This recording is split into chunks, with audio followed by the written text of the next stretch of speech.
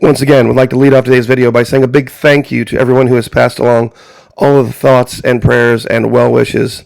Last evening was the first time that I slept through the entire night without waking up to cough, and that's made a huge, huge difference. Of course, the voice is still a little bit scratchy, but I've got some warm tea, and more than likely, Lord willing, by the middle of next week, this will be completely behind me.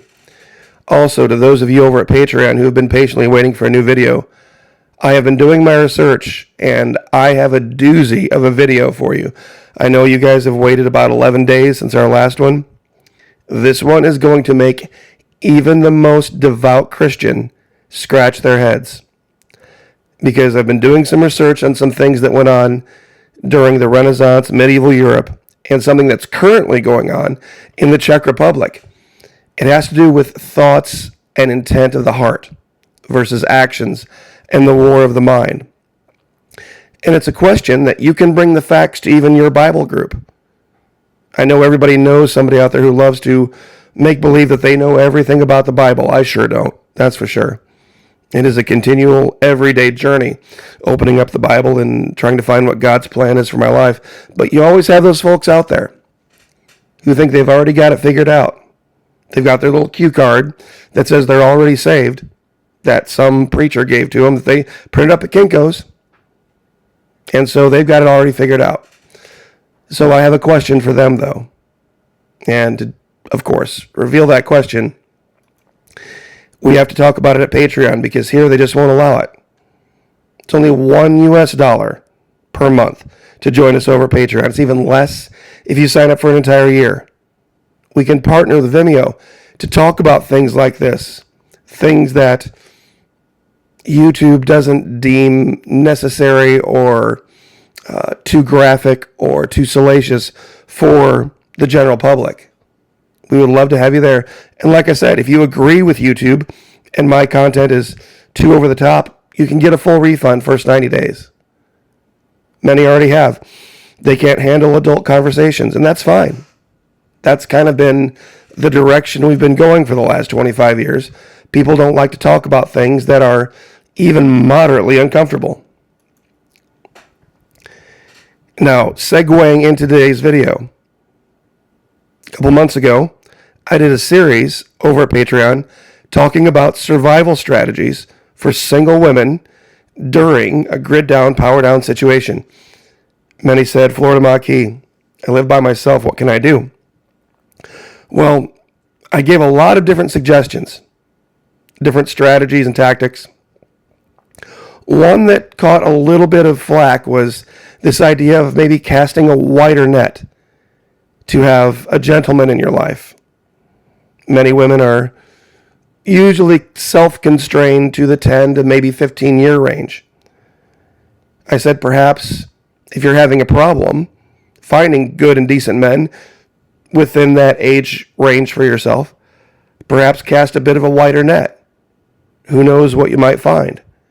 You might find a wonderful lifelong soul partner that's just maybe a little bit out of your range right now. And a lot of people said, well, that's a little creepy for me, I don't know. Now, I put this picture together, it's from 2019, and my math was 1 year off here. So, this is, of course, Melania Trump, Donald Trump. This is Emile Macron, the president of France, and his wife, Brigitte. Now, at this time, when this picture was taken, they were 49, 73, 66, and 41, respectively, as far as age range goes. Many people don't realize of the mass, almost quarter-century age difference between the former president and his wife.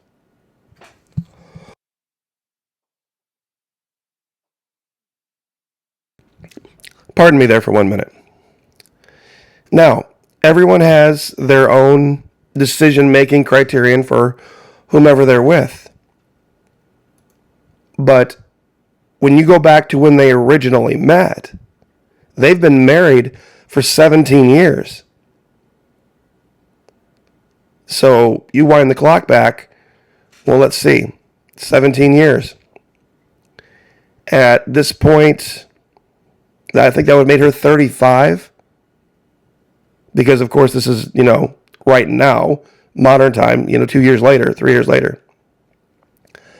The point being, people might have looked then at someone in their mid-30s and a guy in his pushing 60 and said, well, I don't know. You see, I tried to find this picture. It took me forever to find this picture where you could see two people basically 6 feet apart, just chilling out, grilling some burgers, grilling some dogs, but looking like, maybe they're looking at each other more as than just friends. It took me forever to find this picture. That's how taboo, the modern left, Google, sees this as. And that's kind of an important point. It's related to what's going on in Mar-a-Lago. Even more so in this picture. Now, this is modern day. Donald Trump, 76. Melania, 52. Donald Trump Jr., 44. But his current fiance is 53. So that's age-wise not that much difference, 9 years. But his fiance is a year older than his dad's wife. So all sorts of things like this exist in commonplace in Florida.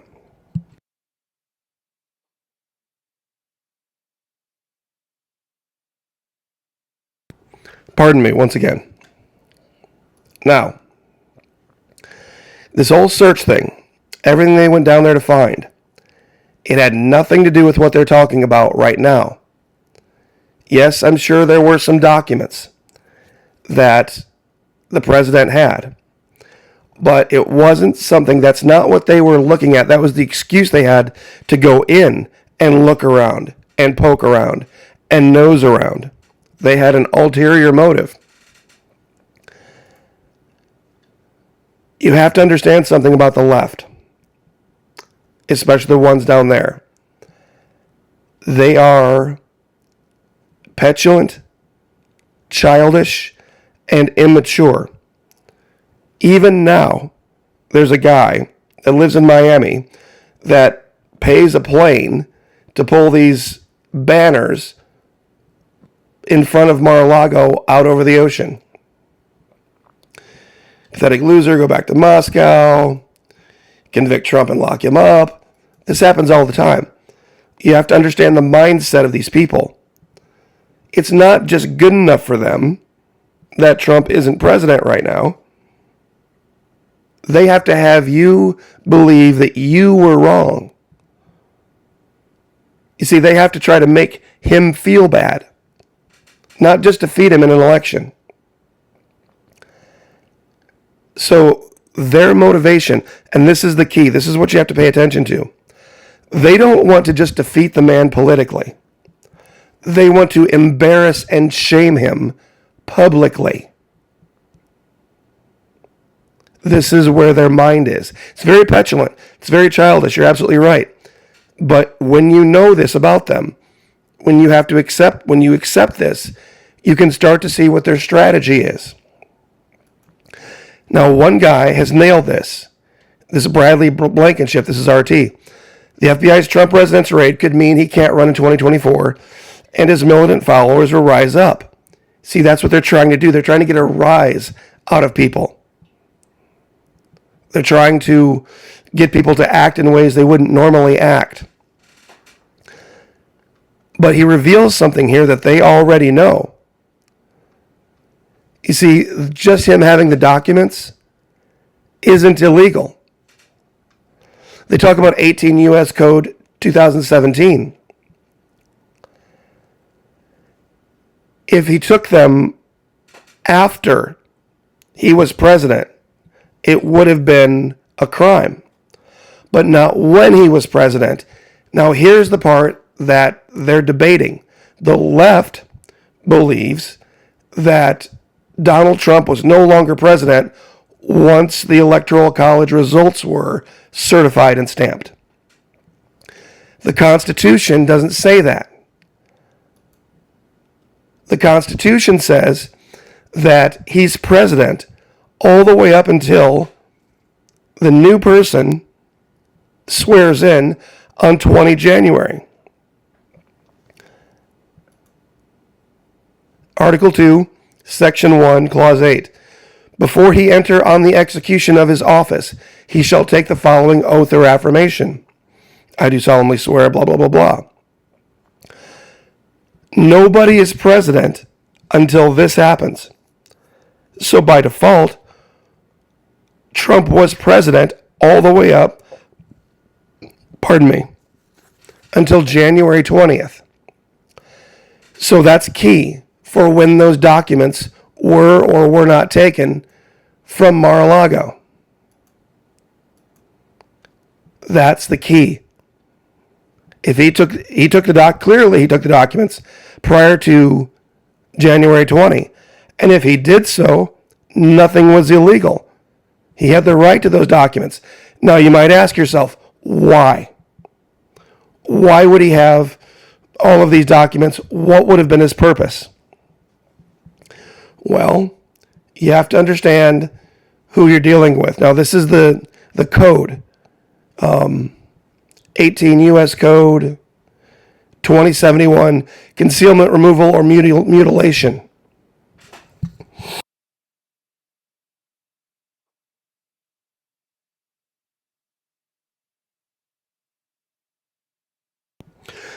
There was this story about how, pardon me for the gap in speaking there, about how Trump would sometimes rip up documents and flush them.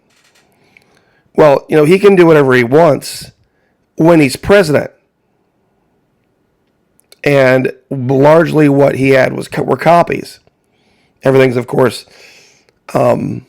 saved electronically. Things that are saved on microfiche. The entire point being, why would Trump have the documents to begin with? Well, when the court rules that Donald Trump was president all the way up until January 20, 2021, which, by the way, is what the 20th Amendment to the Constitution says. That's when his term ends. His term ends on the 20th of January, 2021. They're going to, of course, throw a fit, and they're going to say, well, gosh darn it, we really tried to get him on this, and we really know that he was using those documents for something that he shouldn't have been, even though he had the right to have them. June 25th, 2020. Kremlin zings Trump for Melania's loving gaze at Justin Trudeau. Those of you who don't know, there was this thing going on. It was much like the thing with Bill and Monica. Not that these two were carrying on that way or there's any proof of it. But every time Monica Lewinsky came into Bill Clinton's area, she was always making these googly eyes at him and gave away the game that something was going on behind the scenes. There was this event at the G7 back in 2019 where she's holding hands with Donald Trump, but there's clearly some romantic attraction going on. And people picked up on this. Now, from Donald Trump's perspective, it was probably just a minor annoyance because they had, like I said, in the last 3 videos, maybe more, they more than likely had some type of an arrangement where they could go play. And if this was one of hers, hall passes, so to speak, the whole idea is just don't make me look like a fool. Just don't make me look like an idiot. Have some discretion. In this particular case, she didn't. And she let it be known. Just like with Monica and Bill. Now here is that original picture we were talking about. You see, it's possible to do the whole European kissy-kissy thing, for those of you who are thinking that that's all it was, without making it look like there's something untoward going on. That's why I use the picture. You can be very innocent about it. And here she is, holding hands with her husband, and he's holding hands with his wife, and she gives him a big kiss on the cheek, and nobody thinks anything of it. But what was going on with these two was something very different. So it's this kind of stuff that, for example, Donald Trump might want to maybe get some payback for. And what do I mean by that? Well, now that he's no longer president, but he has some documents that he's kept around, maybe he could do something to just be a pain in the ass to Trudeau up in Canada. Not that Trudeau doesn't deserve it. Maybe they're having some negotiation, just throwing this out here, spitballing, between like South Korea and Japan. And the president approaches one or the other and says, hey, you know what? I've got some interesting information about the Canadian government. What would it be worth it to you? What would it be worth to you to have an edge in the negotiations? I have some interesting information about the Philippines. What would it be worth to you? You see, it's just kind of the childish, petulant stuff like this that pervades politics. And this would be something Trump would do. Remember how fixated he was on Hillary's emails? Hillary's email server. Why was Hillary keeping all of those emails? Because she knew when she got out of politics, they'd be worth a mint to all sorts of other governments for whatever reason all around the globe. Because the U.S. intelligence apparatus is so big, they likely have everything bugged everywhere. And having access to that treasure trove of info when you're out of office gives you an immense amount of power. So who knows what it's really about? It could be about a million different things. But I just wanted to use this as a highlight because we had talked about it before. That sometimes people at this level make decisions for very different reasons. For example, if we wind back the clock 20 years or 25 years, there's not many 25-year-old girls shopping around for 49-year-old men, except maybe in Florida. Vice versa over here. You've got 25 years the same direction. She has a son that is a surgeon that's 3 years older than her husband. This is all very, very European. So when people make decisions and the reasons they do certain things, sometimes we can't use our own model of thinking to determine it because we don't live their lives. We don't have the same priority structure.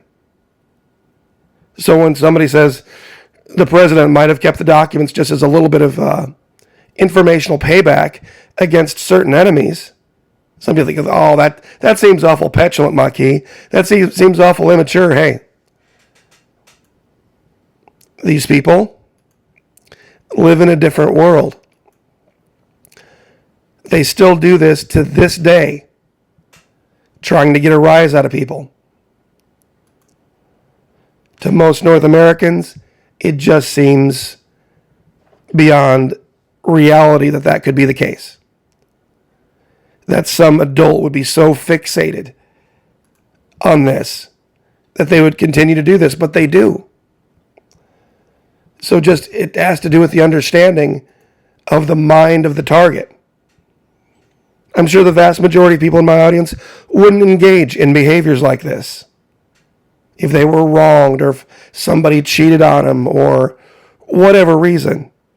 Most people would just let it go and move on. These folks, maybe not. And they want to, on the left, try to use stuff like this. I made this video about, 2 weeks ago, 3 weeks ago maybe, talking about this issue that goes on in the villages down in Florida. It's kind of the same thing in the sense that these people see the world through a different lens of morality, just like this guy did. We talked about this yesterday. Elected twice to the presidency. He was 27 years old when a lawyer friend of his had a baby. That lawyer friend, 11 years later, died tragically. He adopted the little girl, raised the little girl from the time she was 11 to the time she was 18. 18, 19 years old, he proposes marriage to the woman. That's this woman here. And they have 4 kids and live a godly, decent, and Christian life. One of the finest public servants this country's ever had. To most people today, oh, horrible. Oh, I can't believe that. That's so terrible. For these people, they just have a different set of values. And we're going to get more into this tomorrow on Patreon. Because there's something that went on way back in the 16 and 1700s in Europe that was something that was done that we would call immoral and inappropriate. That was done trying to promote biblical values. I know that sounds crazy. What they did to try to promote family and the birth of children was something that we would call absolutely beyond the pale. Horribly immoral. But everybody, men, women, the clergy, the government, everybody in medieval Europe was all on board for it. Especially the women. And that should give you a hint, but I will leave it there. Thank you everyone for joining us. I very much appreciate it. Every day the voice gets a little bit stronger. Hopefully by next week won't be any issue at all. God bless. Like, share, subscribe. We'll see you guys next time.